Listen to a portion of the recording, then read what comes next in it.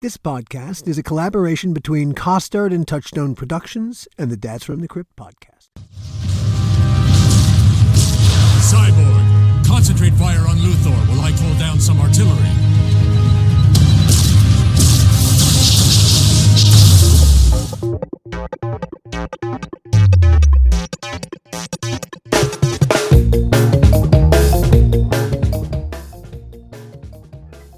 Hello and welcome to another episode of the How Not to Make a Movie podcast. I'm Alan Katz.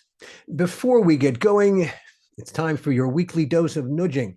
If you're watching this on a platform where you can like us, please hit that like button. It really does make a difference. And really, if you like us, what's the harm in subscribing? That way you can keep in the loop on all the cool projects that we're working on. When you get right down to it, my career would be nothing without a comic book and my passion for it inspiring me. In my case, it was Tales from the Crypt or any of the horror titles published by William F. Gaines and EC Comics. Bill Gaines's other stroke of genius, Mad Magazine, was my introduction to comedy, satire, parody, and an all-around bad attitude towards the powers that be. Because Joel Silver and Dick Donner, our two most prominent executive producers on Crypt, were based at Warner Brothers, and because the DC Universe, also called Warner Brothers Home, we experienced a fair amount of crossover with that universe versus, say, the Marvel Universe. For instance, Dick Donner made Superman Man of Steel starring Christopher Reeve. Christopher then appeared on an episode of Tales from the Crypt because there were relationships. Later, of course, Gil would produce Superman Returns and Constantine, another DC Universe movie for Warner Brothers. Interestingly, while Gil and I were doing Crypt, we partnered for almost a year on a TV project with Stan Lee, god of the Marvel Universe. Alas, that TV project came to nothing. As did the Thor pilot I wrote and was supposed to produce for Avi Arad at Marvel and the UPN precursor to the CW. That was back in 2002. God, it sucks to be ahead of the curve. Comic books and graphic novels borrowed much of their storytelling style from the movies. Then movie making went and borrowed some of the storytelling style back. The synergy is super dynamic. Our guest today, Gregory Novick, grew up a comic book fan on steroids. He landed his dream job working at DC Comics, helping them navigate movies, TV, and the internet. After a decade with the DC Universe, giving it life, Gregory took his unique skill set to sci-fi. For a little bit, we'll talk about sci-fi and trade some sci-fi stories. These days, Gregory's got a number of really cool projects. He's going to tell you all about them. But it all started with comic books and a passion that, well, it seized hold of him at the jump. Well, we all know what that can be like, don't we? You're from New York City. I am born and raised. That's right. Which part of? I was on 61st, like on the Upper East Side of Manhattan, and I went to Lycée Français for 10 years because my mother was French, and then I went to Bronx Science, so that was a transition, and then I left New York and went to Bennington College in Vermont, so that was a whole other transition. Truly, truly, truly. Now, okay, as someone, all right, I'll give you my, for instance. I grew up in an upper middle class Jewish suburb outside of Baltimore, and a very Jewish bubble. And I went to Vassar, and I suddenly dropped into a world of wasps. Yes. Wow, culture shock. Now, you grew up in New York City, so the world, it was a different kind of cocoon. Correct. What was the culture shock at Bennington for you? The culture shock at Bennington for me was that, coming from having gone to school in the Bronx, right, going to Bronx Science, right, kids from all over the city and every kind of conceivable stripe, and at that time we're talking about the, early and mid 80s. And so you had sort of the beginnings of the goth scene and certainly the rap scene, and then, and then the kids who were into electronic music, and it was almost by, somewhat by neighborhood, somewhat by background. They were the metal kids out of Astoria, and it was, and then you get to Bennington, and it's predominantly artists, which was great for me. I mean, there's a reason I went there, obviously, and it's predominantly people who are just absolutely finding a way to just be themselves in the most kind of extreme way. And that was, but the biggest culture shock for me, which is kind of what I wanted, right? I thought I thought I was going to go to UCLA. That had been my thing. I'm in Bronx Science. I did a summer program at UCLA, a film and TV program when I was a junior in high school. And I was like, this is too big for me. And Bronx Science is a huge school. We had like 900 kids in my graduating class. And there's, when I got to Bennington, there were 600 kids in the entire school. Yeah. It's And so teeny that tiny. teeny tiny. So that for me was like the biggest thing. And all of a sudden you're in classes, with 6 other people and your teacher, and which That is what I sounds wanted. And that's why I was there. awesome. So that was, Awesome. yeah, it was a fantastic experience. It was Cool. great. So you got something out of being in Bennington. Oh, absolutely. Absolutely. Changed my life in a lot of ways. And Thrilled to yeah, hear. yeah. I feel the same way about my time at Vassar. I don't know that Gil feels the same way about his time at Syracuse. I hated those 4 years. They're the worst 4 years of my life. Oh man. At Syracuse, your class size was 6. Mine was 6,000. Right. Right. And I was taking classes that only men were taking for the most part. So, and I was living in a dorm with all football players. And so I never met women. Right. And so here's this party school. Everyone's telling me, "Oh my God, you go to Syracuse. Wow." And I didn't meet anybody. I didn't have dates. It was awful. That is unfortunate. Yeah. I feel for you. Yeah. That's tough. There you go. Well, all right. Well, now that we've had the sad Since part come out of it. of the episode, I'm going to ask a Doug question. Now, Sure. you want to go to UCLA Film TV? I assume so. There was already. Yeah, I mean, I connected grew up. to My it? father, my father was a film editor, Oh, and okay, had sure. worked on international movies. He spoke 9 languages, and so he, so I kind of grew up in the cutting room watching him, do, like with his little grease pen on the Moviola, and learning how to splice and all that stuff. And I was always a storyteller. Like I kind of knew very early on that I was a writer in some way, shape, or form, and Comic books, though. yeah. And suddenly, dots connected. Well, your dad was a film editor. Correct. Literally, you're looking at the frames. Really, Mhm. it's a frame Yeah. by frame. And really, you learned early on that movies get made in the cutting room. Oh, my father, who was no, let's say he was very clear about who he felt the storyteller of a movie was. He didn't think it was the director, didn't think it was the actors or the writers. As far as he was concerned, it was the editor who figured out how to tell the story. In a lot of ways, in my experience, that's true. Yeah. Hey, Yeah. Woody Allen got the Oscar for Annie Hall, but Ralph Rosenblum really Made the movie. No Yeah. question. Yeah, absolutely. Of course. Right. And my father would actually point to that example various times over the years. And Rightfully so. and by the way, it didn't exactly stand him in good stead, because he tended to piss off a lot of directors and producers who wouldn't work with him again, but he saved their movies. Gosh, the truth hurts, doesn't it? It does. He wasn't subtle about it. He was Russian, and by birth, and didn't suffer fools very well, and But in any case, so I grew up kind of watching him in the cutting room and watching him do stuff, and I got into fantasy and science fiction very early. That was like my escape. And in fact, it's kind of my dad's fault. I'd seen the cartoon version of The Hobbit on TV when I was like, 9 or 10 years old. And I was telling my dad about it. And he's like, "Oh, if you like that." And he goes to the bookshelf and pulls down Fellowship of the Ring. He goes, "Take a look at this." And that was it. That was done. My days of Hardy Boys and whatever were over. And that was it. And I was off to the races. And then around 10 or 11, I started seriously getting into comic books. I'd always read them. But all of a sudden, I discovered X-Men, and for me, growing up in New York and Manhattan, I was a Marvel kid, because it all took place. The Avengers Mansion was 3 blocks from my house, and I would walk around the city looking for the Baxter Building. I'm like, maybe that's the Baxter Building. To me, like the DC stuff was actually always a bit removed. It was a bit more fantastical. It was a bit more over the top. It was a bit more black and white.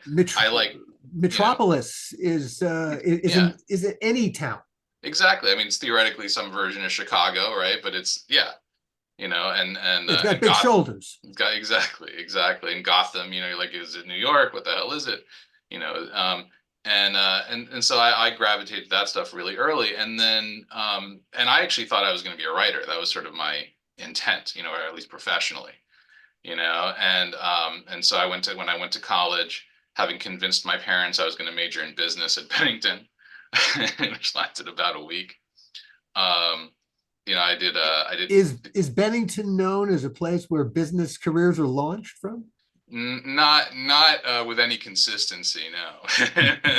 Huh. Okay, And the but you econ teacher sold was it. an absolute socialist, you know. But hey, all the credit to you. You sold it to your parents. They went, Oh okay, yeah, the business degree at Bennington, that'll be worth something on Wall Street somewhere. exactly. So that lasted about a week, and I got into doing creative writing and theater as well. And I always knew somehow instinctively I was going to end up in LA and Hollywood, whether it was making movies or writing books. I didn't know. I just knew that I wanted to be part of the process. The one thing I did know, which perhaps in retrospect was erroneous, but at the time, the one thing I felt was I didn't want to start off in post production. I didn't even really want to be in physical production, because I had done PA work as a teenager. I'd been on a bunch of different production, and I liked it and I enjoyed it. But from my perspective at that age, and this is an attitude that's changed a bit over the years, but at that age, I felt, well, production is really just the execution of all the decisions that have already been made, and everyone's suffering all the time. All I heard on production is these motherfuckers, and what the hell are they trying to do to us, and who decided to do this, and why are we doing that? And no one in production ever seemed to have any control over the thing, including the directors that I'd seen. And I was like, I want to be on the part where I can make the decisions. Like, can't I be the one making the decisions? Because that's the cool part to me, you know? And so I ended up ultimately working my way up through the executive ranks and the producing ranks. And, for good or for ill, Along the way, now your path is really interesting because just some of the places where you landed, there's perhaps some intertwining history that I'm really curious about. You were at Silver Pictures for a little bit. Yeah. At Silver Pictures TV.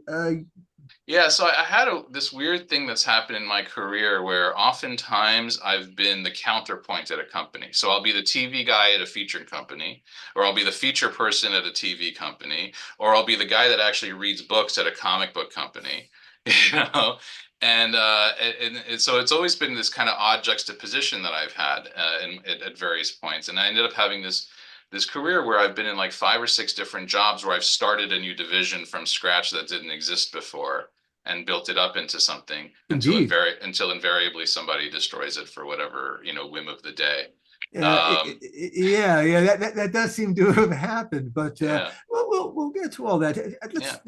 How was your time at Silver Pictures? I was just about to ask that.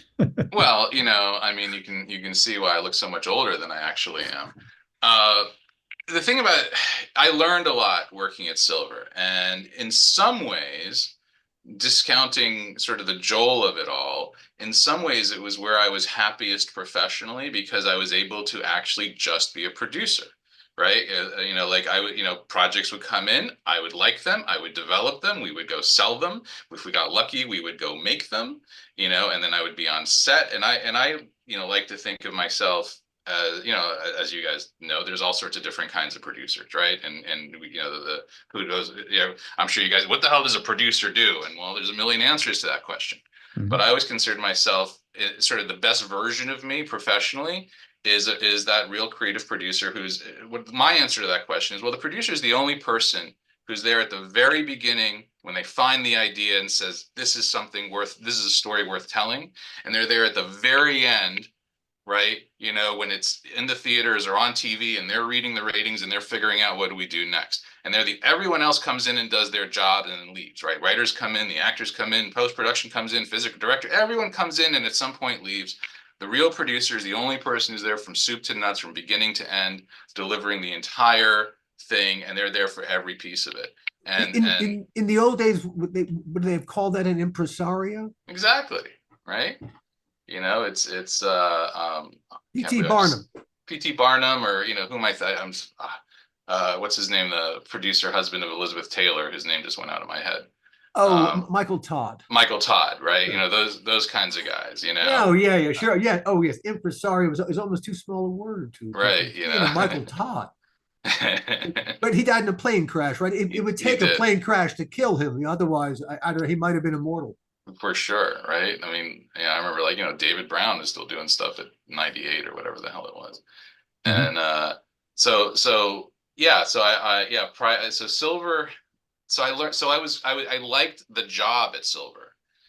The thing with Joel, so I got to back up a little bit because a few years before I worked at Silver, I was at a company called Gaumont, a French company, Gaumont, right? Sure, sure, sure, sure. And I was the young baby LA development executive, and there was an executive there who pushed me. She was my boss, and she pushed me to such a point. It was got to this break, like she was, she would find your buttons, right? She was one of those people that would sort of lash out and find your buttons, and she pushed me to such a point where I was like, I have a decision to make. I either have to like just break and I just become this person's creature, or it's go to hell. What's the worst thing she can do? Fire me? I'll get another job. I was young then, and and I was like, screw that. And so I sort of stood up to her, and what that did was that really set me up quite well for dealing with Joel, because I had already dealt with the nightmare person who likes to find and push your buttons. And I think, my philosophy, like I think Joel's a brilliant guy. And I think he's creatively has phenomenal instincts. Hmm. And he's one of the greatest storytellers to ever, hang around with, right?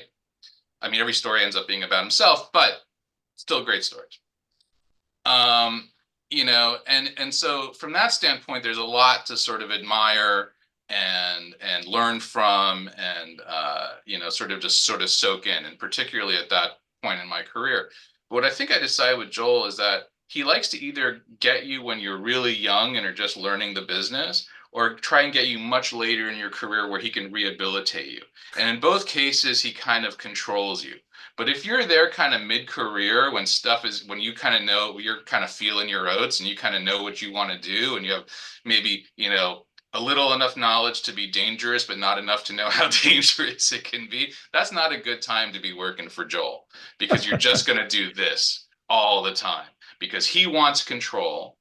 And the thing about Joel that I learned is that by the time I worked for him, so this is, I mean, the irony was I closed my deal on September 10th, 2001, as my attorney was flying to Toronto for the film festival. Oh gosh. Next Oh. day, the world ends, right? Which was, and the day after that, I'm sitting in Steve Perlman's office at the Warner Brothers lot, and we're all just, still shell shocked and trying to figure out, are we even in a business? Like, what do we do now? Yeah, So yeah. that and I'll never forget, driving in for my first day at Warner Brothers, and it's the day after 9/11, and the line going up Barham from the Warner lot is all the way back up to the 101, because they Hmm. were, checking every car, that God, was coming yes, on the the lot, mania. Sure, sure, right? sure. Oh So God. that Yes, we was, were all targets. Yes. yeah. Who are they going to come for next? Oh, Yeah, they're coming yeah, for yeah. Hollywood for sure. Well, at least you didn't approach the studio figuring, oh my God, Joel must have something to do with this. He's making sure I don't bring anything that I shouldn't be bringing onto the lot. No, so I think but so by the time I started working for him, then my perception was that at that point, it was all commerce to him. Yeah, yeah. Like he had sort of lost the creative joy of it. It was all commerce. It was like, how much is he Everything's getting? transactional. Yeah. Everything's transactional. What do we get putting in production? Get it made. Where are my fees? Yeah, yeah, And yeah, yeah, yeah, which was unfortunate because, as I said, he has phenomenal creative instincts, but he's sort of like, and and we've seen this, there's many examples of this, right? But there's somebody who's really good at what they do, right? Be it a writer or a producer. And then they sort of step away a little bit, and they're not so if it's a writer, you sit there and you're in front of your computer and you're typing away every day and you're figuring out every note and you're kind of doing this all day long, right, and figuring it out. But then when you step away and you're kind of supervising another writer, it's like you kind of lose perspective on, what that really means. And so it's like, oh, just do this and it'll work great. And the writer's like, yeah, but I know when I pull that thread, all these other things are going to get affected and you're not seeing it, right? And I think Joel was a bit like that, where he was kind of, producing by extension, right? And kind of not really paying attention. And then what would happen is I think because it had all become commerce to him and transactional, he could only really pay attention in crisis mode. So he would let everything get to a point because he was the ultimate arbiter. That was the other thing with Joel. You weren't, you might have had your little fiefdom, but at the end of the day, you paid homage up top, and you could only go so far with whatever you were doing before you had to go to Joel. And the only time that Joel would actually pay attention to you is when you said, Joel, I need an answer because otherwise they're pulling it and we're not getting paid, or they're not making the show, or they're not going forward. And he goes, what do you need? What did you fuck up this time? Though I didn't fuck up anything. I've been waiting for you for 3 weeks. This is so much your relationship with him too, Gil. It's like it's. Greg, I wish I had this conversation with you about 2 years before I met Joel. Well, I just remember, I'll never forget this image I had once where I was standing in his office, and this was the refurbished, Frank Sinatra office with the ostrich frickin', couches and I forget what the rug was made of. I remember they had that rug with all those kind of wild leather strands, but it wasn't leather. It was some kind of crazy rare animal that had been slaughtered. And then he had that Egyptian chair, which I think he must have been smuggled out of Egypt that no one could sit in because it turned out, it's like 1,000 years old or something. But in any case, I'll never forget standing in his office and I'm waiting, right? And I look around and there's literally the head of every one of his departments, right? It was me, it was casting, it was features, it was the CFO, it was, the one production person, it was his personal, person from the house, right? And we're all standing there waiting because everyone has an emergency that they need an answer to before we get to the end of the day. And it's like a Friday, and he's sitting there at his like little side table with one of his assistants, calmly going through the mail and saying, "Yeah, I call them back. No, I don't need this." For like 25 minutes while we're all waiting there. And I said, "There's like, oh, this is basically how we're just all of his ministers, and he's the emperor." Like he's the liege lord, and this is how he likes it, because the thing about Joel is that on the one hand, he didn't really like to pay you, right? He didn't really want to pay you. But on the other hand, he could be very generous, but he didn't want it contractual. That was the thing, right? He had, I don't think, any issue necessarily with giving somebody a big bonus or giving them, but he wanted to be the one to control that. If it was in the contract, he resented it. So true. So true.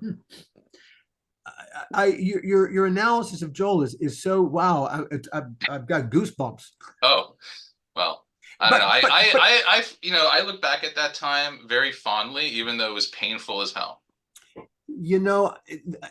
I have very similar feelings about Joel, and hey, the guy in essence fired me and changed the course of my life at one point.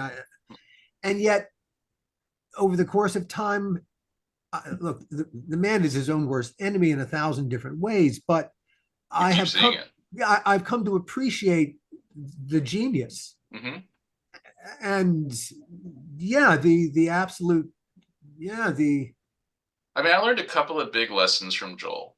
One was keep the studio spending, whatever it is. Yeah. He goes, they want a blue dog, give them a blue dog. They want a yellow dog, give them a yellow. Keep them spending until you're in production, then do whatever the fuck you want. That was his attitude.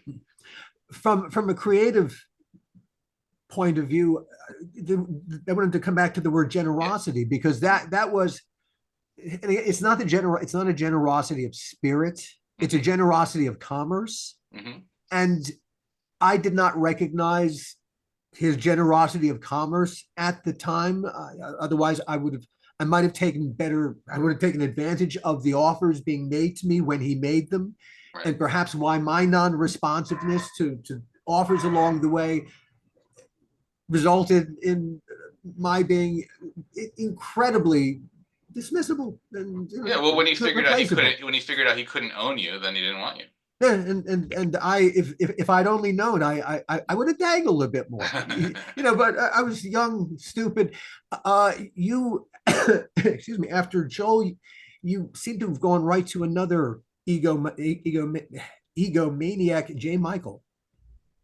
Oh, with Joe Straczynski? You mean Yeah. on Jeremiah? Well, Yeah. that was before Silver. Oh, that was before That Silver. was before Silver. Oh, so you were And okay, gotcha, yeah, gotcha. Oh, so you had gone from J. Michael to Joel. well, I'd gone from Platinum Studios. Yeah, yeah, I'd yeah. left I'd left Platinum in 2000, and I was kind of Okay, consulting to them, and we made Jeremiah during that time. And then I went to Silver, I and then got you. after Silver I went to DC. The thing with Joe Straczynski, you know, that's one of those cautionary producing tales, and I might as well tell you a bit here. So Jeremiah is a hugely popular European graphic novel series, been going on, still going on, I think. Hmm. At that time there were 15 or 17 volumes, and it was a post-apocalyptic kind of road warrior feel, but with teenagers, and the idea being that everyone, which we've seen this idea before, but the idea being that all the adults had died in a plague, and so a generation of kids had grown up, and now they're in their teens and 20s, and what does the world look like? And I was working at Platinum Studios, which at that time represented a ton of European graphic novels and properties, and that was one of them. And so I spent a number of years putting it together, right, as we do, right? We find a piece as producers, we find a piece of material that we love, and we convince everyone else how great it is and why it should be made and why audiences will respond. And I got it to Joe Dante and his producing partner, whose name just escapes me, but is a wonderful guy, which I'll come back to me. No worries. And they fell for it, and we got Joe Dante involved, and he was attached, and I, obviously huge fan of his, and I don't know, you guys, I think you guys have both worked with him, maybe not, but couldn't, such a lovely, amazing human, Joe Dante, really just a wonderful guy. And he came along to every meeting and was totally dedicated, and we went through a couple of different writers. Ultimately, we landed at MGM. They bought it, they loved it, and they said, okay, here are the 3 writers that we want, one of them being, but we really want Joe Straczynski to do it. So I went out and I lobbied him, and I got him involved, and I brought in Joe, and I got him to introduce him to Joe Straczynski, to Joe Dante, and have all these lovely meetings. We get the series order, right? First thing that happens is, before I know it, Joe Dante is gone, because somehow Straczynski engineered that. Can't say too much about that. And then we hire Russell Mulcahy to direct the pilot, which I was like, that's great. I mean, I'm a huge Highlander fan, and Russell's a little insane, but certainly talented. And I was like, okay, great. And I'm trying to book my flight for Vancouver and Toronto. I think it was Toronto initially. And all of a sudden I'm not getting responses, and I'm a co-producer on the show. This is like one of my first things, but my boss was an EP, right? This guy, Scott Rosenberg, not the screenwriter, but the comic book one. Mm. And he's having the same issue, but we're not getting responses from MGM. And then finally I called Joe, and I'm like, what's going on, Joe? I got to book my flight. I got to be there for the pilot. He goes, well, I don't need you there. So what do you mean you don't need me there? It's my show. He's like, no, I don't need you there. I'll make the show. It's fine. And he basically blew me out of my own show that I had spent, 4 years putting together. Unfortunately, I didn't have, and by the way, it happened to my boss too. It wasn't like he got to go see the pilot get shot. And that was one of the early producing lessons I learned, It's a good one to learn early on. Yeah.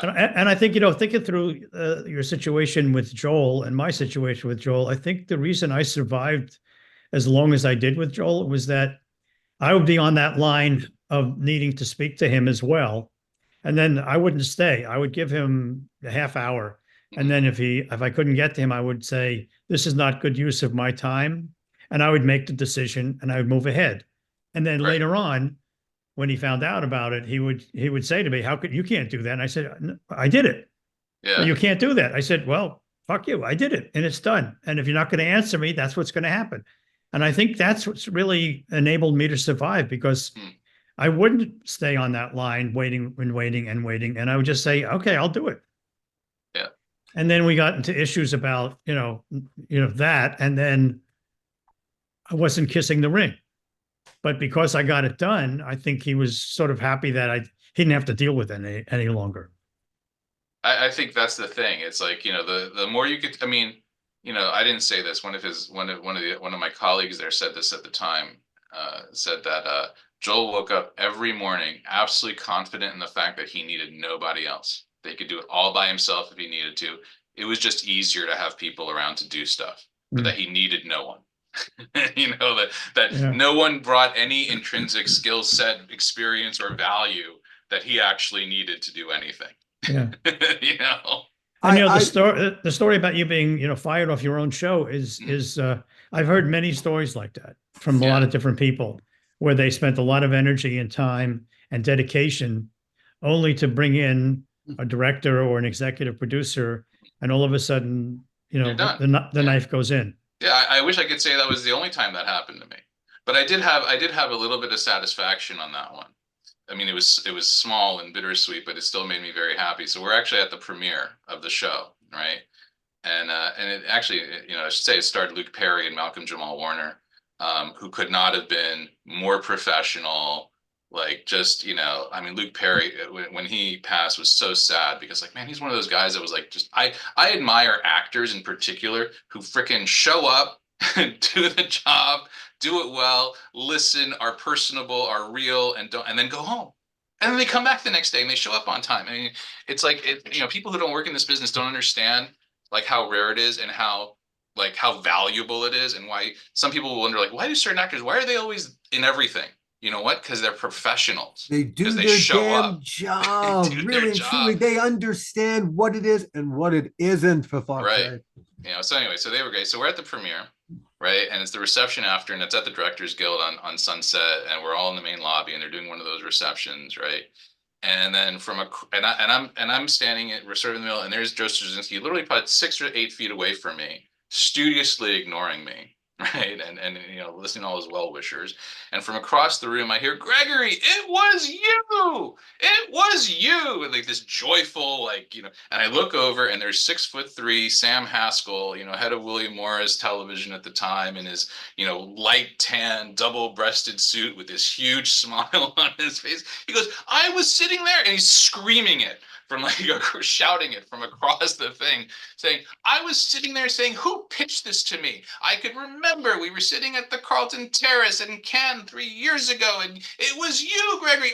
You pitched this. Oh, I'm so happy this happened for you. How fantastic." And everyone's staring at Sam, and they're staring at me, and he's walking his way towards me, and then I can see, and I look, and there's Joe Straczynski. He still hasn't turned, but he is red. His entire face is just pink. And that felt good. So Sam Haskell, in my book, can do no prince. Wrong. He's a prince. I'll ice the Joe Straczynski bit with my own run-in with him. I got hired to do an episode of Jeremiah. Oh wow! See how involved I was. Sam Egan had taken over running the show, really the day-to-day, scut work. Right. And I got hired to write an episode, and I wrote the episode. And just at the last stages of it, I think half the money was due still. Joe Straczynski personally called me and said, "Here's what I'd like you to do for me. In other words, this is what you're doing for me. My assistant is now your co-writer." And that was it. Wow. She did not. Oh, right. Yeah. Her name is on the script, and she got half the money, and I guess there were some benefits that she needed because she got them. Right. And that was that. And I got a call from Sam, I think it was just before or just after, apologizing profusely for what was about to happen. And he said something to the effect of, in this world, in the J. Michael Straczynski world, this is how it goes. Yeah, I mean, that's not the first time I've heard that from various showrunners who have done things like that, over the years, and it's, yeah. So there are horrible, horrible people in this business, and they're creative. Look, yeah, Joe Straczynski is a very creative, talented guy. I would never impinge his talent or impute. He is a smart, creative, talented guy. A great storyteller. Great storyteller, has done some great work. I think his problem is, as Joel Silver once told me, Your people skills are shit. Now, and on that, we'll transition away from horribleness into in December 2003, you got hired as president of creative affairs at DC Comics. Senior vice president, I think it I'm sorry, was. senior senior Yeah, vice I think it president. was senior vice president of creative affairs at DC. Yeah, I had, obviously I was a comic book fan growing up. And while at Silver, we'd actually developed a version of Green Arrow. And so I had gotten to know the DC people, Jeanette Kahn and Paul Levitz at the time. And, and Jeanette had been the publisher and legendary publisher for many, many years, and had handled all of the Hollywood interactions, for a long time, but then she was transitioning to becoming a producer, and Paul Levitz was coming on as president and publisher. And the one thing he decided very early on was the last thing he wanted to do was deal with anyone in LA. Is he still with us? Yeah, oh yeah, oh yeah, absolutely. Yeah, Paul's still here. He's teaching at Columbia, actually. In New York? Yeah, in New York. Wow. In New York, and doing a lot of editing and some writing and all that. God, I haven't spoken to Paul in many, Yeah. many years. No, he's great. I mean, I had a lot of, and one of my favorite Paul memories was actually ending up at dinner at a sushi place on Sawtelle with him and Neil Gaiman and Roger Avery. And Roger and Neil were working on Beowulf at the time. And so we're sitting there, and Neil and Paul are actually the same age. You would never know it looking at them, because Neil looks like, a rock star, and Paul looks very much like a kind of a staid, university professor. And but Roger and Avery and I are just sitting there listening to these two guys go back and forth about comic books in the 50s, 60s, and 70s, and different storylines and editors, and who drew what.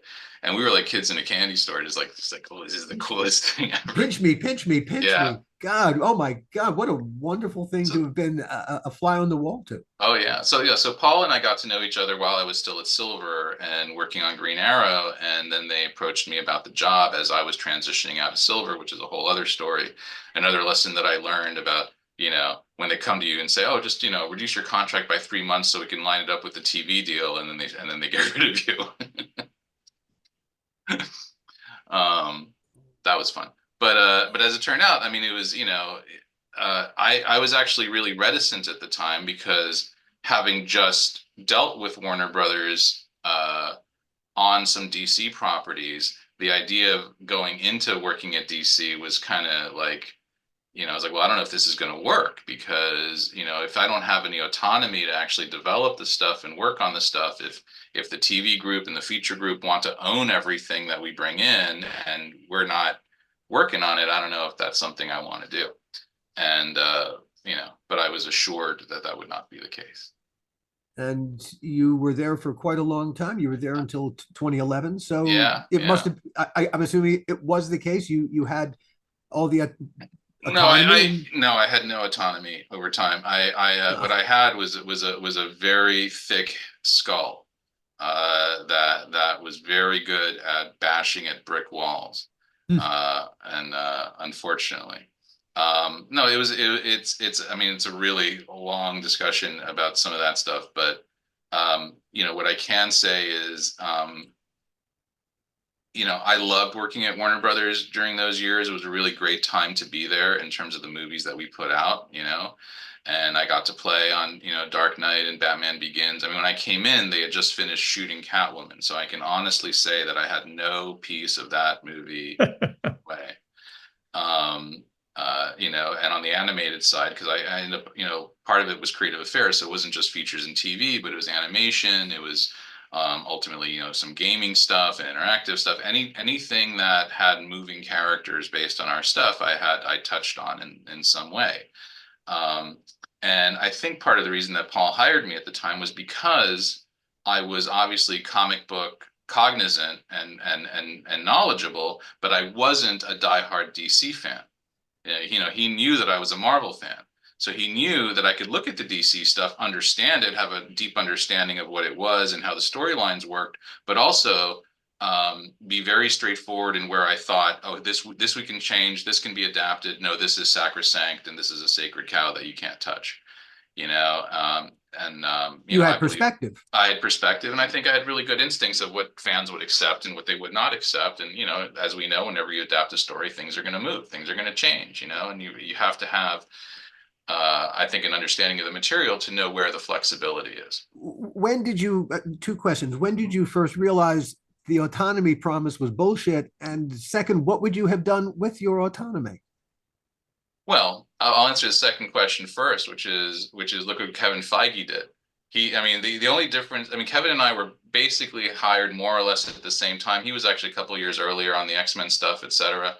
But the biggest difference in how he was allowed to approach his job and I was allowed to approach my job is the people around Kevin Feige said, "Hey, this guy knows his stuff.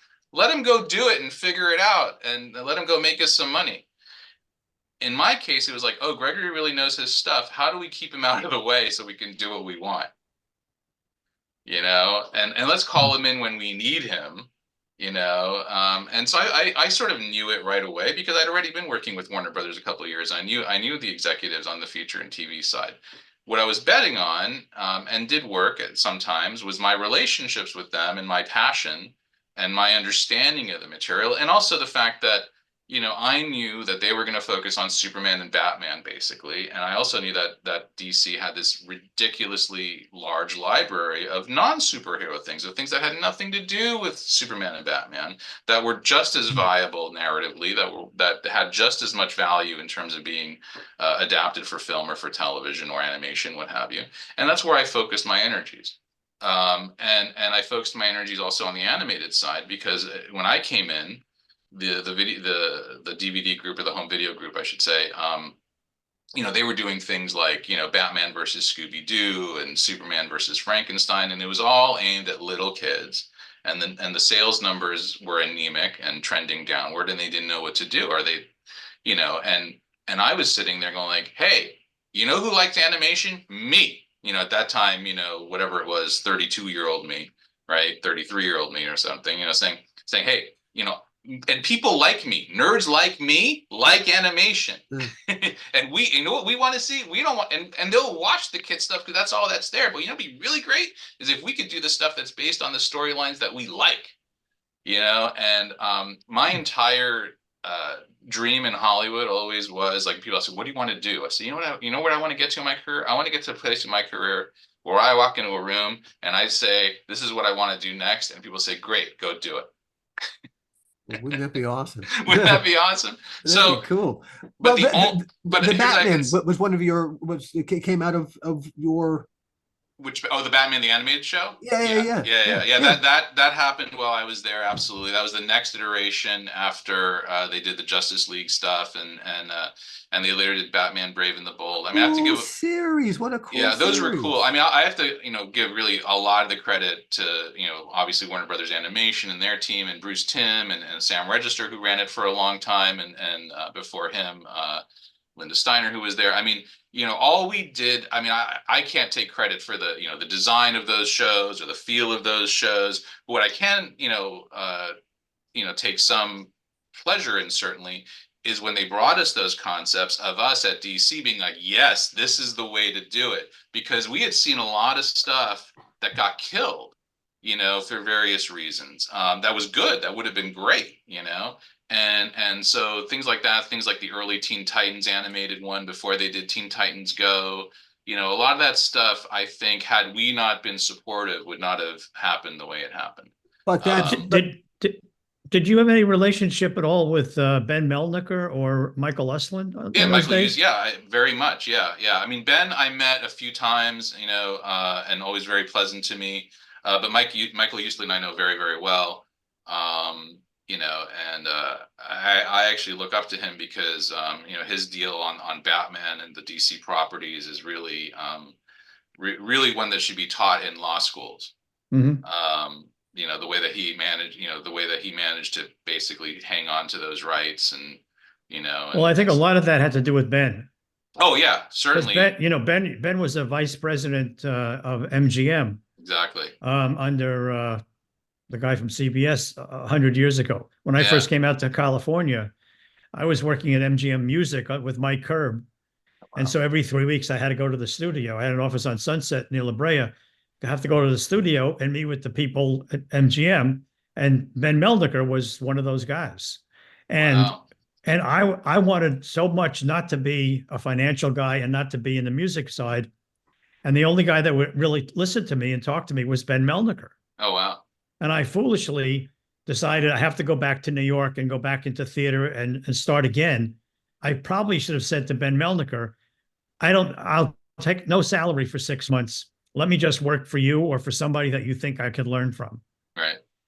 Years later, when I made Constantine, and Ben Melniker was one of the executive producers of it, Yeah. and he was like 94 years old. Yeah. They said to me one day, "Do you know who Ben Melniker is? He wants to come to the set." And I said, "Are you kidding me? Of course I know Ben Melniker, and I want him to come to my set, and I will take very good care of him." And we did. I mean, Yeah. I waited on him hand and foot, and he recalled meeting me, 25 years earlier Wow. at MGM and saying, look what you did. You're now, producing Constantine. But it was sad, when I think back on it, that I didn't make more use of my relationship with Ben Melniker when he was in power and when I was looking to figure out what to do. Yeah, I hear that. I hear that. Yeah. But he was a great guy, and he was so knowledgeable and so smart. That's the thing. I mean, I remember meeting him.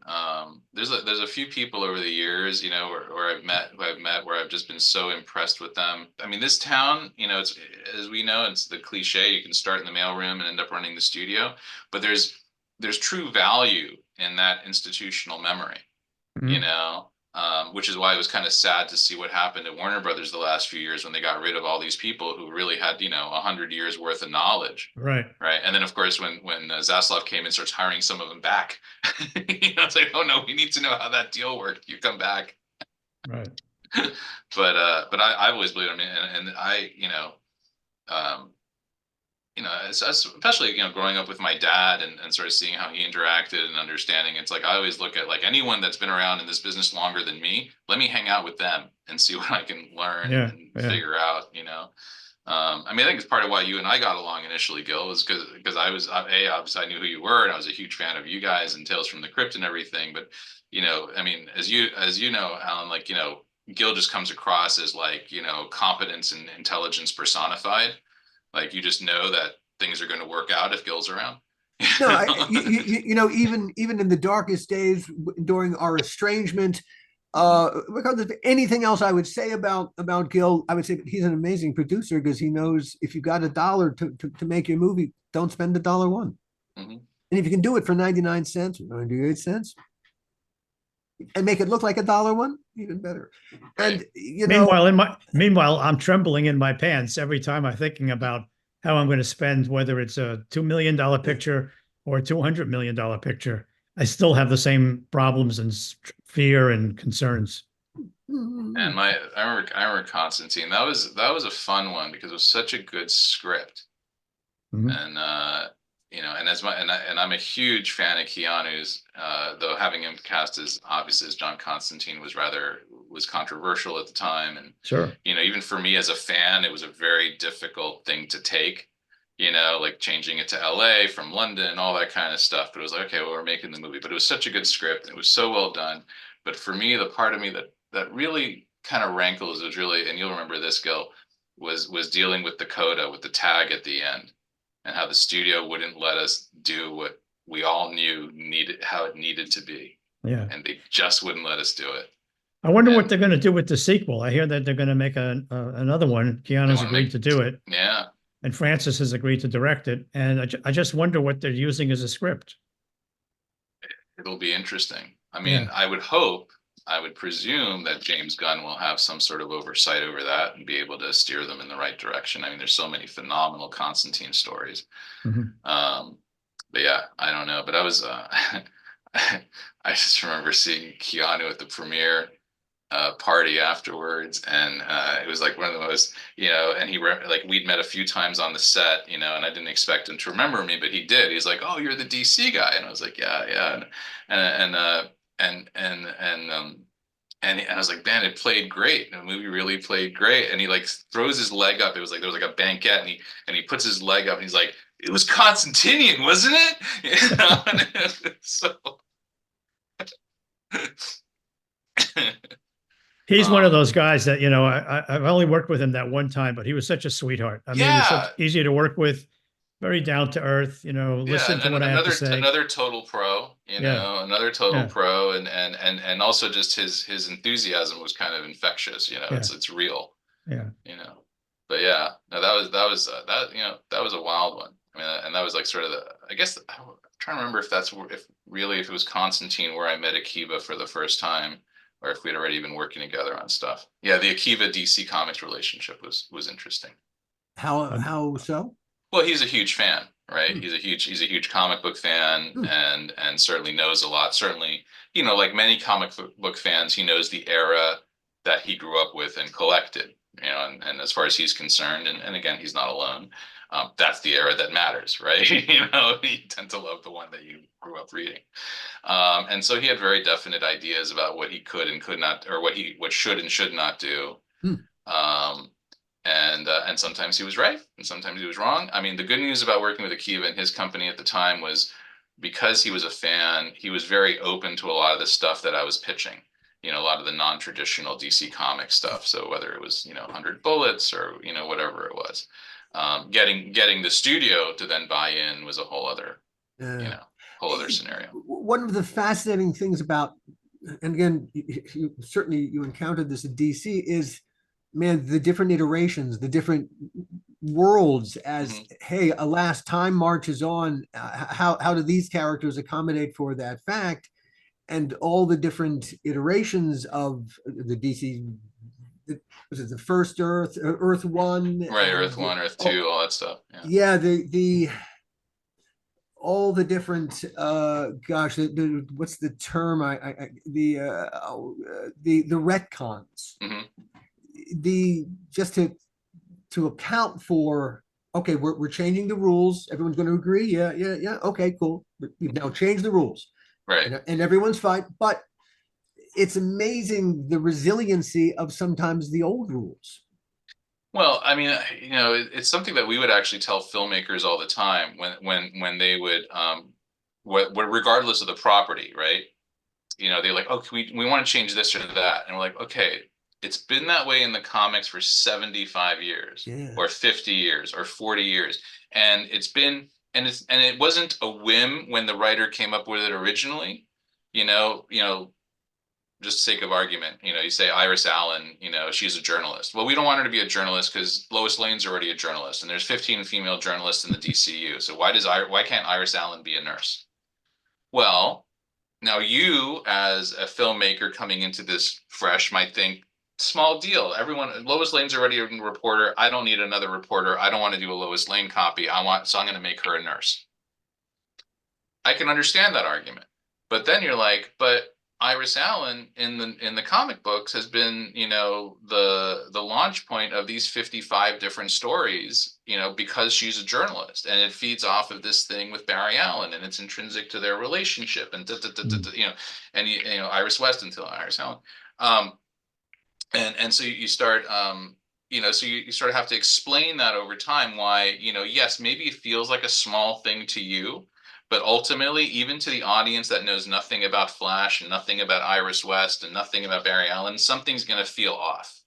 Something's going to feel a little, you know, a disturbance in the universe. A disturbance in the universe. Well, I'm sometimes very surprised at some of these filmmakers because, you know, the one thing Alan and I did and made sure we did was that with Tales from the Crypt, we didn't care as much about what the partners said or their minions in development or even HBO. We cared about Bill Gaines and what he thought. And our whole objective was to make Bill Gaines proud and happy of our TV show, because he and his dad created it. And, you know, what are we to do if we were to make a show and the guys who created it hated it or didn't like it? Because it wasn't just stories and characters. There was a spirit. There was an essence, and that's the thing. Just like your love for comic books, it captures the world in a very particular way. I don't know, checks off all the boxes inside your head. You go, you see the world the way I do. Yeah, cool. And to be able to, as you have also experienced, to be the carrier of that torch, it comes with heavy responsibility if you're taking the job seriously. I hope you see the Absolutely. responsibilities. Oh, absolutely. I mean, I tell people this all the time. Like what DC allowed me to do when I was at Silver Pictures with Green Arrow, I would not allow myself to do when I was in the job at DC. Hmm. You know, the changes that I made to Green Arrow when I was at Silver, which were all, by the way, as a way of countering Smallville and figuring out how do we play in a slightly different sandbox. Yeah. You know, but once I was in the job at DC, I was like, I would never let myself make those changes, not in a million years. And one of the things that I did at DC, prior to that, and really, I guess I have to give it more to the credit goes to Joe Rowling and Harry Potter for the original creator actually having some agency in their work. As you guys know, prior to that, you're a novelist or a creator, you option it to Hollywood, and that's it. That's the last time that you hear from them, right? Maybe you get a premiere ticket if you're lucky. If you had a good agent. Yeah. If you had a really, really good agent and a son of a bitch of a lawyer, you might get a royalty down the line. But don't bet on it, right? Yeah. Hey, Hamlet has a happy ending now, dude. Sorry. Sorry, right? But then with Joe Rowling, all of a sudden that's when studios started to realize, oh, these people have their own fan bases that are very vocal, and we can figure out if we can harness that and get their positive feedback and energy, then we're in good shape. And certainly on the comic book side, no one gave a damn at the studios, what the creators and certainly not most of the creators, of course, in many cases were long past because these were old titles. Yeah. And it was all work for hire at the time anyway. Right? There are very few. I mean, certainly to comic book fans, there's a lot of famous people, but if you're not a comic book fan, there's Stan Lee, and then that's about it, right? And so there was no thought given to, well, what would the current writer of The Flash or the current writer of Superman know? Why should we listen to them? And my point when I would go meet with these executives, well, the current writers of Superman, they figured out how to refresh this 75-year-old character and, or 60-year-old character at that point, and and make them relevant to a new generation of readers. In fact, this writer of Superman reinvented Superman for a whole new generation, and this one did another version that everyone said, "Oh my God, this is whether you're talking about Grant Morrison or Mark Waid or Alex Ross and that kind of thing." So and my job was really I was the evangelist, right? I was the comic book nerd going into all these different exec offices, with my wares. And saying, you've got to read this, and this is a great story, and this is one you haven't seen. Don't think comic book. In fact, I remember getting into it was actually a dual discussion with a producer who shall remain nameless because I don't want to slam her, but we were talking about a draft of a script, and she goes, I don't like this draft at all. It's just very TV and very comic booky. And I stopped and said, wait. First of all, I don't know what TV you're watching these days, but it's way better than this script. And secondly, saying that this is you're insulting comic books and TV with this really crappy script. I think you got to reevaluate your priorities. And she really got into it with me. She's like, you can't tell me that comic book writing is good writing. I said, yes, I can. Well, when we did Superman Returns, and we wanted to have Superman have a child. Oh yeah. I didn't really care what Warner Brothers thought. I only cared about going back to Siegel and Schuster's estate and finding out what the estate thought and if they would accept it or not. And I said to Bryan Singer at the time, we really have to go back to them. Because again, I don't want the original creators or their families and estate and relatives to look at the movie and hate it and feel like we've taken especially such an iconic character as Superman, and made him something that they wouldn't approve of. And so when we went to the estate, we went and beyond Warner Brothers, we actually went to the estate, and we sat down and we said that to them. We said, we have an idea. We think it's contemporary. We think it helps the character, all the reasons, but we're not going to do it unless you agree with us. And if you don't agree with us, we'll just stop. And we told them the whole story, and they loved it. And they said, no, that just, it pulls him into the contemporary world. It pulls him into a whole new audience because younger people are having kids, are having people, and then we went back to Warner Brothers, and we got a lot of resistance from Warner Brothers, and the only way we overcame that was to say, well, the estate likes it very much, and then they said, "What do you talk to the estate? What do you do that for?" Well, they were in litigation at the time. Yeah, It was heavy litigation. yeah. Yeah. No, I remember that very well. I remember, yeah. Yeah, a lot of discussions. Yeah. A lot of discussions on that. When we at DC weren't materially opposed to it because we bought the argument, about the Superman 2, that he lost his powers and that's when he got pregnant. Like like that logic was fine. The issue that we had relative to that, I'm trying to remember exactly. There was like one little tweak that we needed. I think that had to do with the timeline or something. I forget.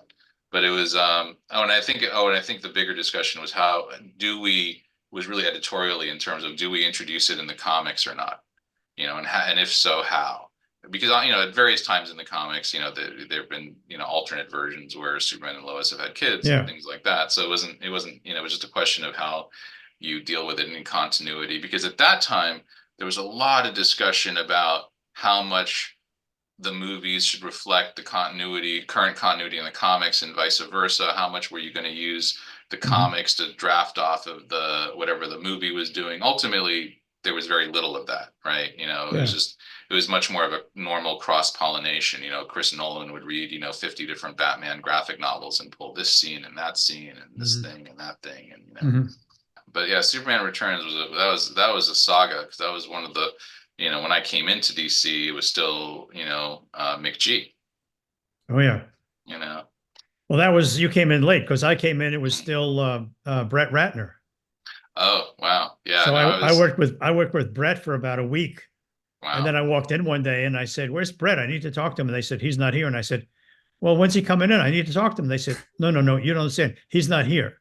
And I said, what does that mean? In the mafia sense. He's been fired. I went, "Oh, you won't see him around no more." Yeah, what do you mean he's been fired? With the fishes. And then about 10 minutes later, I get a call from the studio saying, "Gil, we let him go." I said, "Yeah, what's going on?" And they said, "Well, we're going to make a deal with McG. Do you know him?" I said, "No." "Well, you should meet him and spend some time with him." I said, "Okay, that's a good idea." And then start thinking boats. Yeah, and then we started working together for about a year. Yeah, I remember. And then one day, he and I became quite friendly, and he says to me, "By the way, how do you feel if we made the movie in Vancouver and not in Australia?" And I said, "I'm okay with wherever we make it. I think Warner Brothers has a problem because it affects the amount of money because the exchange and the value of money in Australia. And secondly, when I was hired, they only talked about Australia. They didn't talk to me about making it in LA. They didn't talk to me about any place else." I said, "What's the matter with Australia?" And he goes, "Well, I can't get there." And I went, "What does that mean? You can't get there? You get on a plane, you go to sleep, you wake up, you're there." And then he tells me he has this thing about planes. Yeah. Which caused a whole other craziness where I hired, I said to him, I'll get the whole first class section on Qantas. He goes, "No, you don't understand. I can't fly." And then I said, "Well, I'll get the Warner's jet." And I had to call up Alan Horn and say, "I need the Warner's jet." And I mean, one thing led to another. I just remember you telling me at the time, you're like, "We offered him a cruise ship. We said we would take it." He said, "I guess you guys had offered a yacht," and he's like, "No, it's too small. I'll feel too confined." He's like, "We'll get you a cruise ship. We're going to get the whole cruise ship. You'll have a different restaurant every night." I remember you telling me this whole thing, and I was like, "Are you kidding me? He won't get on a boat?" And I said, "And I'll go with you. My wife and I will go with you, and it'll take a week or 2 weeks, whatever. We'll get no." And so, so I worked with him for a year, and then after that, he came to me one day and he says, I'm going to talk to the studio, but today's Friday. By Monday, we're going to be going to Vancouver. Right. And I said, "Okay, I hope you're right, but I have a feeling not Monday, but Tuesday, I'm going to be looking for a new director." Yeah. And he said, "You're wrong." And sure enough, over the weekend, I got a call from Warner Brothers saying, Yeah. we just let him go. Yeah, well, I remember he was agitating in the press too. He was trying to say that, for such an iconic American character, it should be filmed in North America. Why would we outsource it to Australia? That bit him in the ass. I mean, I like McG very much. I think he's actually a really good human being and a decent guy. But yeah, I mean, for us, from my perspective, our perspective, the DC perspective on that one, we were just holding our breath the whole time because we hated that script. Right. I mean, the version that McG was developing, which was, which he had come on to, which was like 17 versions from the original J.J. Abrams nightmare script and it was just a mishmash of a lot of, frankly, from my perspective, terrible ideas that were absolutely in pure I couldn't agree with you more. of everything having to do with Superman. And so Warner's kept coming to us, getting us to say, why won't you sign off on the script? And I remember Paul saying, like, looking at me, he goes, I'm like, Paul, it's not Superman. He goes, I know it's not Superman. So we were literally there holding our breath saying, we're not approving. You can steamroll us. You don't have to listen to us, but we're not giving you a blessing. It was like a remake of the Donner movie, I think, of the third one, which was terrible. Mm. And it was like, why would you want to make? And then it had some really bad things, like I don't even want to get into the plot details because But when McG left, finally, then the following week they called me. I tried to reach McG. He wouldn't talk to me. Right. And I always wondered, what was that all about? Did he really think I was involved with firing him? I think, my guess is that he was shocked that they let him go. And because you survived and stuck around, that he probably did feel something. He thought he had the power of no, and he did not. Correct. Right. Correct. Right. And to this day, we haven't spoken. Yeah. Very hard to get. Well, I mean, as you guys know, whenever it comes down to the money part of it, like rebates and stuff like that will win out over any producer, director, writer. They'll let anybody go. They don't care. It's like, how are we getting our money back?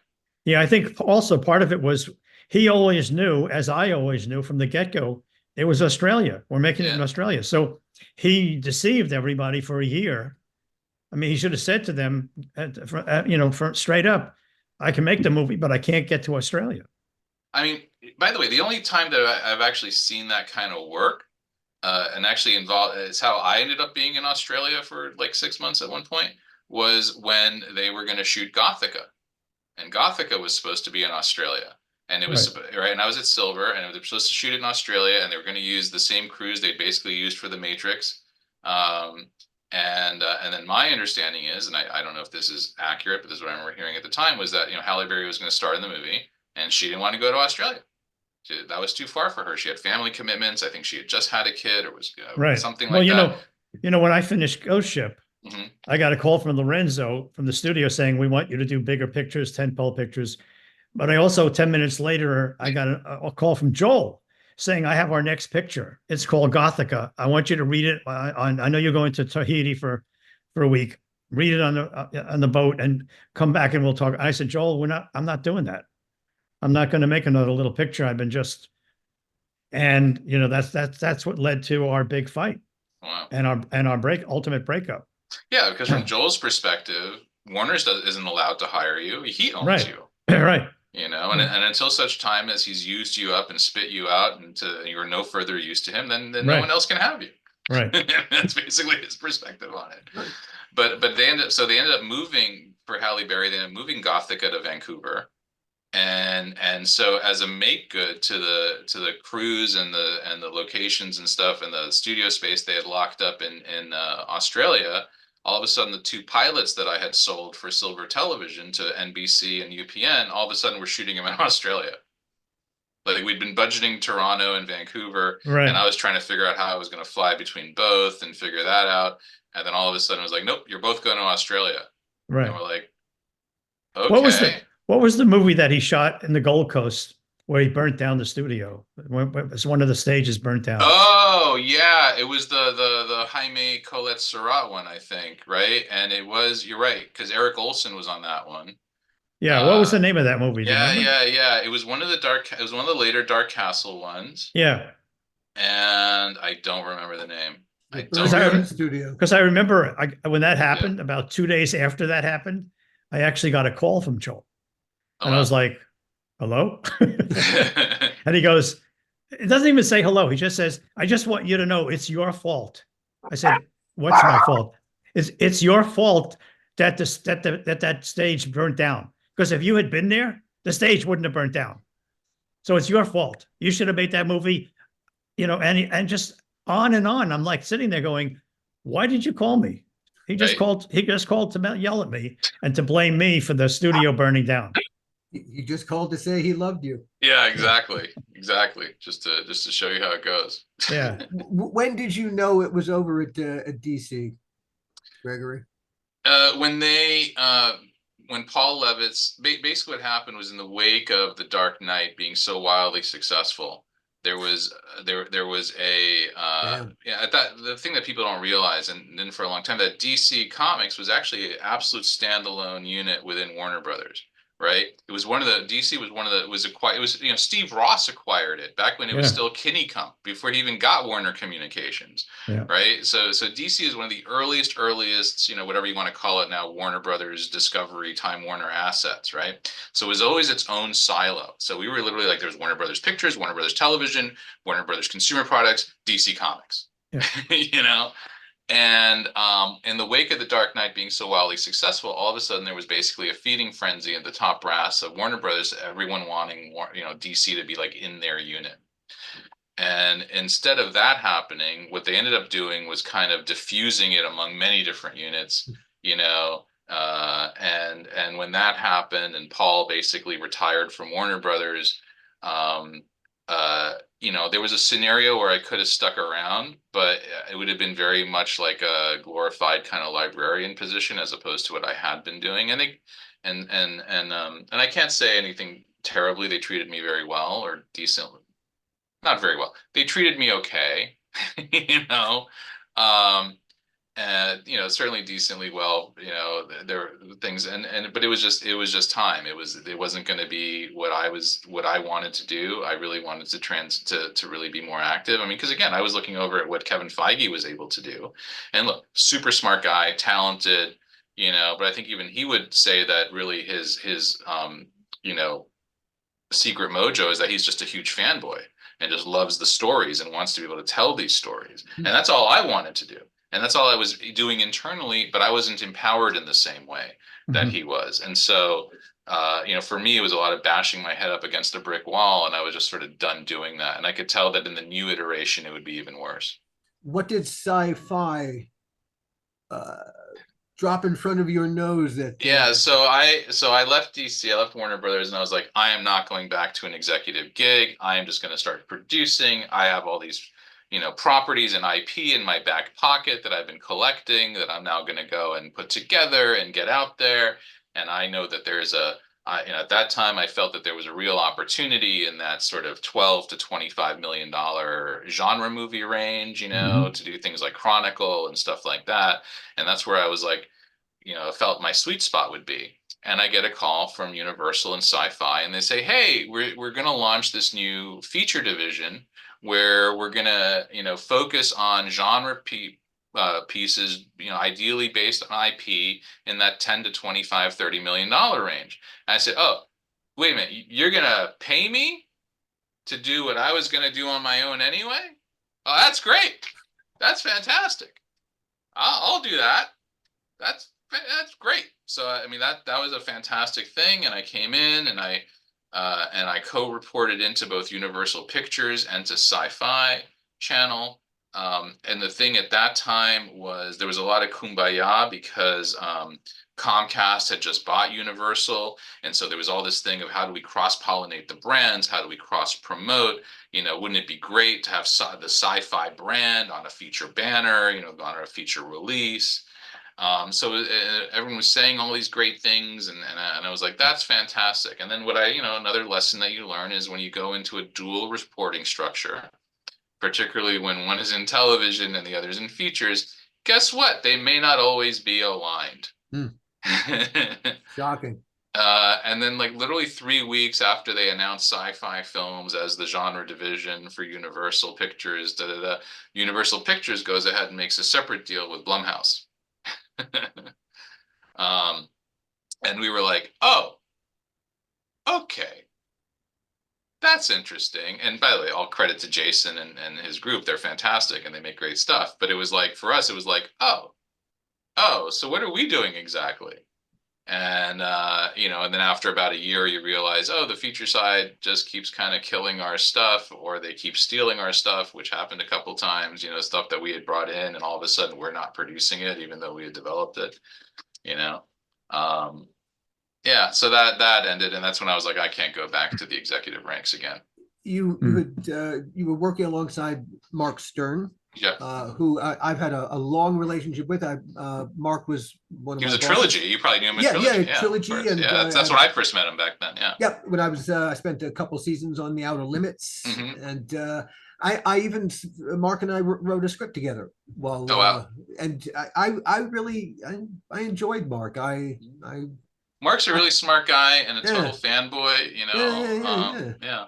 I enjoyed working with Mark. He's prickly in the way that creative people are, and a creative person who's also creative as an executive. Yeah. So he's like a doctor lawyer in that he's got those mixed skill sets. But yeah, no, I always got along very well with Mark. I think he's really smart. My only not even conflicts or issues is just it's less on the creative side than on the executive side. He was in between a rock and a hard place when I was there as well. I mean, he was sort of in an impossible job a lot of the time. So, but yeah. While you were at Sci-Fi, did you ever have any involvement in a project called Bloodsuckers? Doesn't ring a bell. A guy named Matt Hastings. I know Matt Hastings. Yeah, Canadian director. Yeah, this was Vampires in Space. Oh. I mean, I've been a fan of Matt's for a while, and we would always meet. So it's very possible that I would not have been. I was doing purely feature stuff, so I would not have been involved. Matt's a very personable guy, and when I was out in the wilderness looking for some way to break back in, Matt was a big fan of Tales from the Crypt, and he had a show, a touchy-feely show called I forget what it was. I forget what he had a show on the air, and he was looking to change his, because that wasn't the stuff he was a fan of. He really liked sci-fi, he liked horror. And so we sat and we came up with this idea called Bloodsuckers for a series of vampires in space, and Sci-Fi loved it. And we began negotiating, and a 6-week negotiation took 6 months. Matt wanted to direct it, which I don't think that was a deal breaker, but I don't know. He just strange deal points. And by the time we closed the deal, Sci-Fi no longer wanted it as a series. They decided they were going to do a series of late night movies, Saturday night, like drive-in movies. And we were going to be one of those. Well, the budget for that was not the budget that we had, they were making those, some of those they made for under $1 million. Yes, they did. And this one, originally we developed it with Coot Hayes, with those guys, and Ed Olson was part of the development, and it really. But over the course of the 6 months negotiation, everyone just lost their fucking minds. And Coot Hayes, ultimately, when it became what's the change in your pocket? That's the money we're going to make Bloodsuckers with. Coot Hayes were gone. I think Andrew Stevens' company had taken it over. Wow. And they were getting everyone to defer their salaries. And I think that the money for the script had gone from a crap number to really a sub crap number. And Matt, clearly his whole thing was his directing piece. And to Matt's credit, he was very single-minded about it, and don't get in his way because fuck you.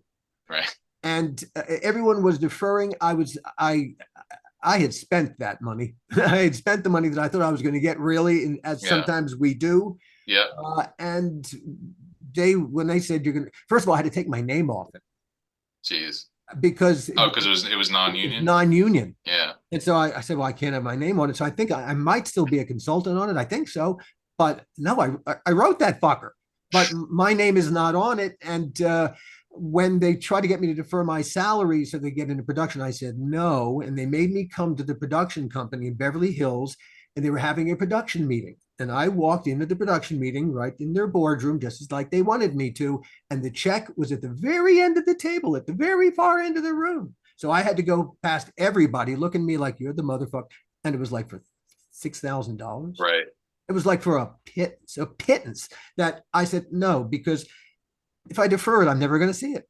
And then I get nothing. I don't have my name on it in any way. Matt Hastings gets everything, which, hey, from my point of view, Matt, you're a motherfucking son of a bitch. But from Matt's point of view, hey, he got what he wanted. And in this business, that is the beast. By the way, the key point about in terms of the illustrative part of what working in Hollywood is like, they tell you defer the money because we have no money in the budget. But come to our Beverly Hills office for the production meeting where we'll have a check for you. Like, how many times, right? They keep saying we have no money, and then somebody's driving off in a Bentley, you know. I mean, I remember after the Matrix Reloaded came out, and and it did big money, but it didn't do what Time Warner had projected. I mean, Time Warner had basically projected some huge, ridiculous number and put it in their accounting, right, in terms of what their year-long plan or whatever the LRP, whatever they call it. And so it came out and did a lot of money, but not quite what they expected. And so Time Warner goes on a hiring freeze, right? It goes on a hiring freeze because they're not seeing the money, and Joel drives up on the Warner lot in a brand new Maybach. Like the day later. Like, wow.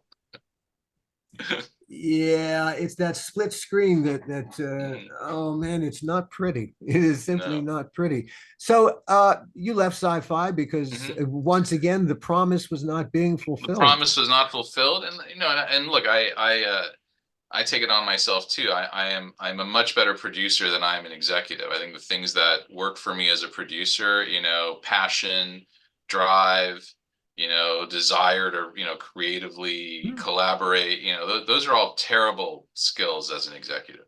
Those, passion only gets you killed as an executive. Sadly. Yeah, you really have to be iron and like a paperweight. Yeah. Yeah, and you have to know, and I still haven't learned this lesson. You have to know when to let go of something. You have particularly within like the executive ranks, the studio ranks. You just have to know. There's sometimes some projects for whatever reason, the forces that are arrayed against you are just too mighty, and the confidence you might have in yourself that you can overcome them may be misplaced. Your nose for material has led you since then to some really cool places. Are you to George R. R. Martin's Wild Cards? Yeah, still sitting at Universal. Just one of those long-term development kind of things. Cool project. Yeah, that's one of those. I've loved that one since I was 15. I first read the book and I said, someday, this is one of those projects. We all have those, right? Yeah. Someday I'm going to make this one. And I was lucky. I became friends with George when I was at DC Comics. I think primarily because I was such a fan of Wild Cards, which is why I wanted to meet him. When I first met him, I had yet to read the Song of Ice and Fire books. They'd been sitting on my shelf for a while, and I always wanted to tackle them, but just hadn't gotten to them.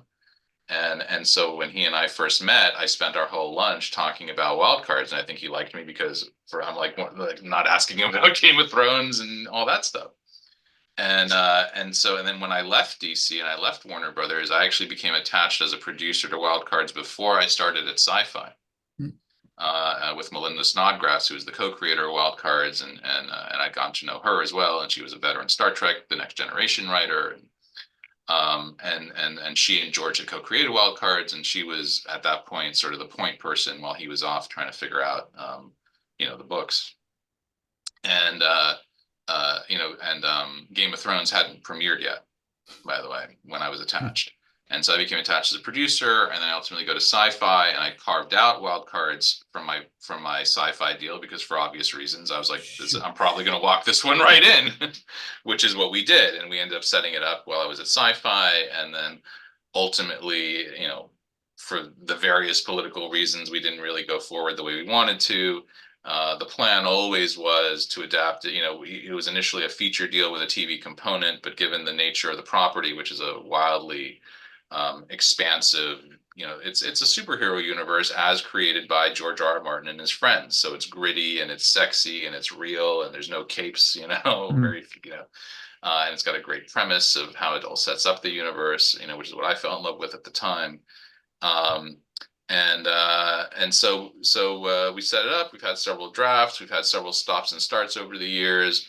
The saga of Wild Cards is several podcast episodes just on its own because there's a lot of back and forth and a lot of stuff.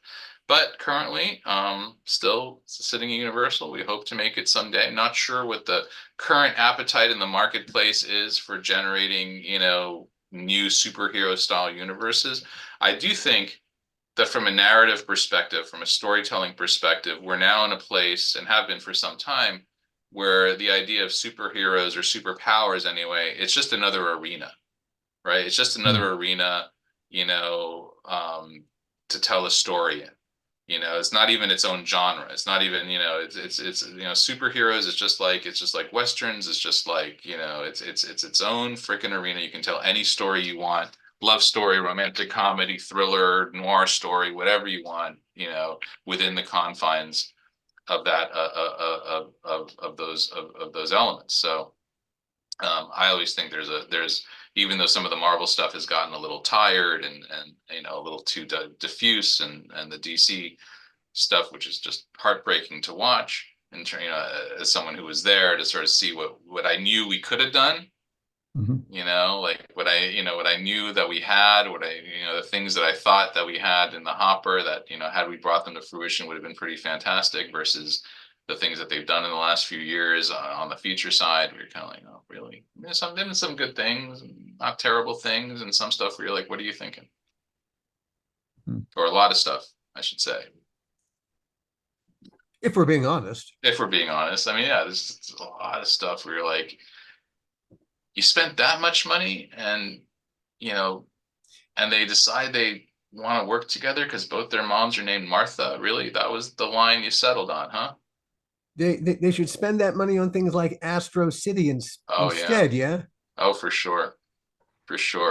Yes. Astro City, one of my favorites. I mean, I'm not technically involved in that one these days, but I was certainly. They set that up at Fremantle, had a great draft from Rick Alexander, and Kurt Busiek was just I mean, I love Kurt, super talented, and the art in those books. I mean, I think Astro City is one of my favorites.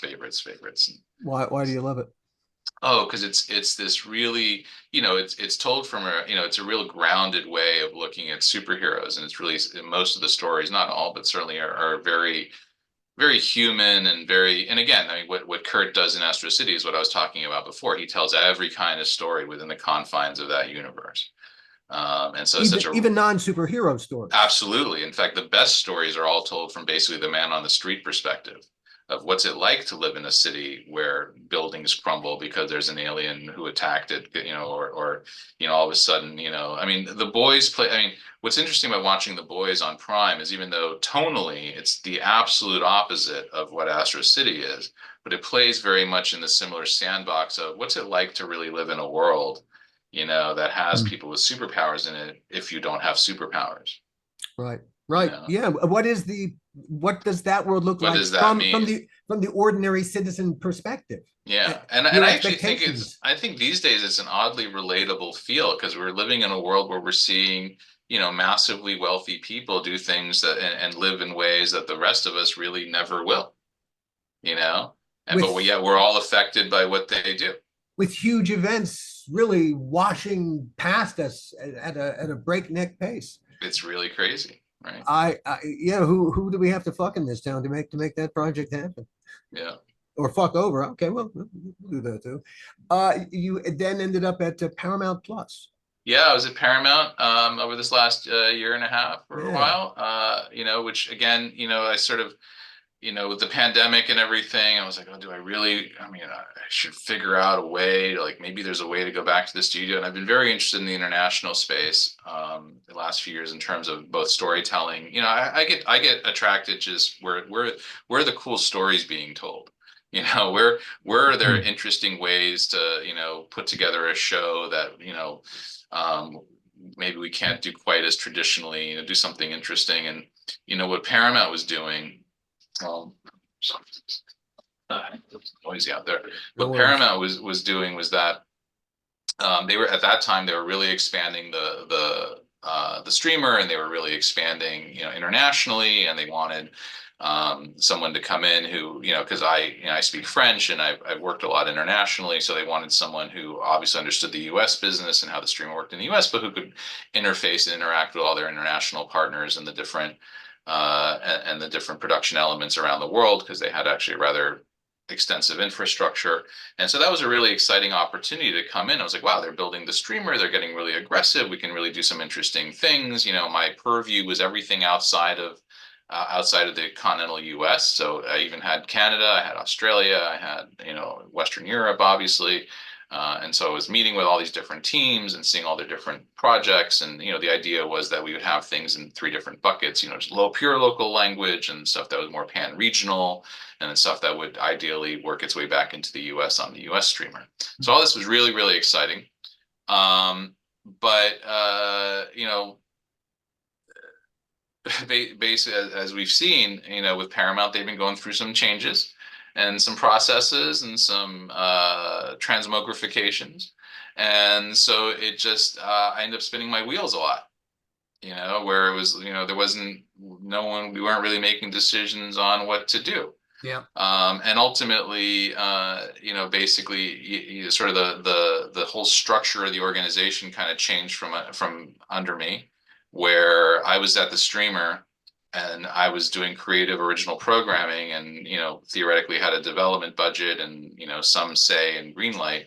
When the powers that be who run the streamer within Paramount decided that the streamer itself should not have development budget or green light authority, that instead it should come from the other divisions. And so that kind of made me a bit redundant. So I've been hanging out. What do you want to do next?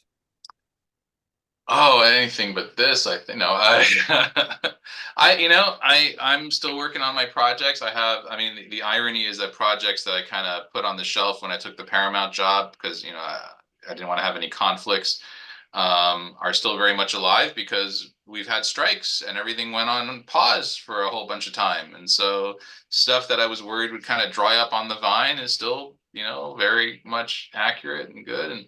And then I had a couple of projects that got returned to me in the big Warner Brothers write-down purge.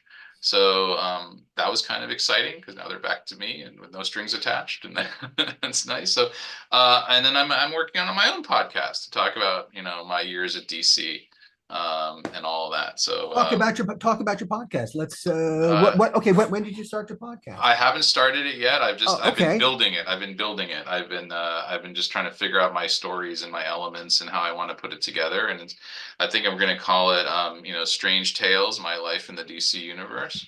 We are very happy to share whatever we know about this. This is a wonderful space to be in podcasting. Thank you. I'm excited for it. I mean, people keep asking me about my stories, and I've told some over the years, You're and natural.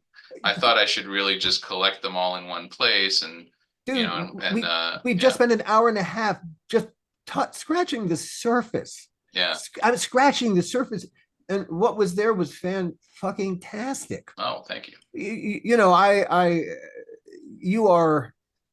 You are a fountain of storytelling gold from a podcasting perspective, especially because we all have a lot of scars in this business, and that tends to lead to some stories. Exactament. I will share one Mark Stern story, which was very funny when at the time, because I had carved out wild cards from my deal, right? And then it did get set up, and obviously I had, removed myself from any decision making in that process. That was all Mark and the feature group to decide whether they were going to put it in development, right? But they do. And then I'm pushing, okay, well, now that it is and it's carved out of my contract, let's get my producing deal done. And it dragged and it dragged and it dragged and it dragged for like almost a year. And finally I went to Mark. I said, Mark, you got to get this done. I mean, here's my contract. Here's the project. Here's what we discussed here. I'm already doing this stuff. What's going on? He looks at me and goes, have you been kicked around and hurt a lot in this business? I'm like, yes, I have. He goes, oh, okay. Because you seem like really nervous that this won't happen. And I said, I'm glad that you've never had the experience of being fucked over, but in my experience, when you don't have the paperwork, you're gonna get fucked. And sometimes even when you have the paperwork. True enough. Indeed. Then it's like, okay, you may have paperwork. Who's your lawyer? Because they better be really expensive and scary to us, or we don't care. This is not a business for the faint of heart. No, and certainly not for anyone who's not an instinctive optimist. I think that's incredibly true. It will serve you well. You have to see the struggle and not the vicissitudes. That's correct. You have to be able to shake it off, or you just start crying all the time. Yeah, and there's no crying in this baseball. That's no. For sure. Gregory, I thank you so much for taking, the time to talk to us today. Like I said, there's so much more to talk about here. Yeah, you are a podcast. Go for it. Absolutely. Thanks. Well, go for it. And I absolutely, we mean it. We're happy to help you. And with whatever fantastic. limited knowledge we've acquired over a couple of years of doing this, you're a natural, you're doomed to success, I'm afraid. Well, I really appreciate the support. Look, I'm a huge fan of you guys and all of your work. I mean, Gil and I have known each other forever, and I have just the utmost, respect, and I feel privileged to call him a friend. And all I hope for is, like, when do we get to work together again on something? We'll have to work on that. We'll just have to work on that. Well, Exactly. That's something that maybe that's a whole other conversation. Yeah. And for those out there, who don't know you guys and don't know Gil, you have to understand, like, I worked with a lot of different producers, line producers, creative producers never been on a set, and there's really very, very, very few people like Gil who can do it all, who can sit there and have a real creative conversation, know exactly how to tell a story, know exactly how to fix a story, who can fix it on the fly when all of a sudden you were supposed to get a helicopter and what showed up was a VW bug, and figure out how to fix it and make it work, and then do it without screaming at people or pulling out a gun and threatening people. He just does it. Although that works better, I think. It can work faster, certainly, at times. It'll sure quiet a room. Yeah. Or it's failing that you can smash your hand on a table. That's a whole other story. But thank you guys very much for the opportunity. I really appreciate it, and it's so great to speak to you guys. And I've been listening to podcasts. It's been really enjoyable. I just caught up on the Dark Castle one, which I thought was great. Oh, thank you. Thanks. Thank you. Thanks very much. And thank you, everybody, for listening. We'll see you next time. The How Not to Make a Movie podcast is executive produced by me, Alan Katz, by Gil Adler, and by Jason Stein. Our artwork was done by the amazing Jody Webster, and Jason Jody, along with Mando, are all the hosts of the fun and informative Dads from the Crypt podcast. Follow them for what my old pal the Crypt Keeper would have called terrific crypt content.